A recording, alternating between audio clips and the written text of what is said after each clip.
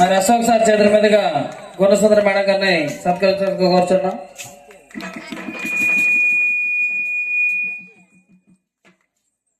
వినోద్ గారు ఎక్కడ వేదికపైకి రావాల్సిన కోరుతున్నాం. అశోక్ గారి చేతుల మీదుగా సత్కరించాలని కోరుతున్నాం. మరి మహేష్ సార్ గారు వారిని కూడా వేదికపైకి రావాల్సిన కోరుతున్నాం. మహేష్ సార్ గారు, మరి ధనంజయ రెడ్డి గారు స్టేట్ సెక్రటరీ క్రీడా భారతి వారిని కూడా వేదికపైకి రావాల్సిన కోరుతున్నాం. భాస్కర్ సార్ గారు,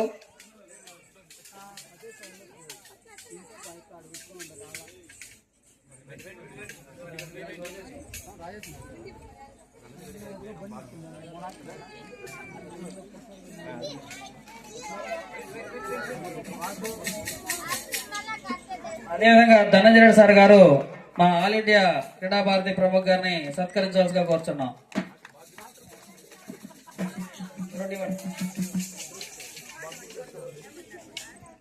భాస్కర్ సార్ గారిని ధనంజయ రెడ్డి సార్ చేతుల మీదుగా సత్కరించవలసిగా కోరుచున్నాం.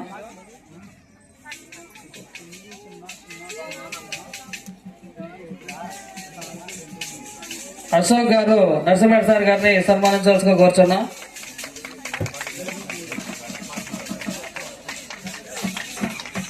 మా క్రీడా కేంద్రం గురించి 2 మాటలు చెప్పాల్సిన స్టేట్ సెక్రటరీ గారిని కోరుచున్నాం.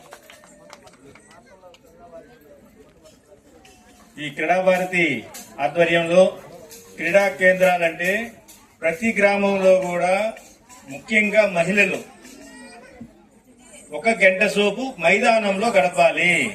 మైదానంలో అంటే గ్రౌండ్ లో, అది నడక ద్వారా కావచ్చు, యోగా ద్వారా కావచ్చు, చిన్న చిన్న ఆటల ద్వారా కావచ్చు.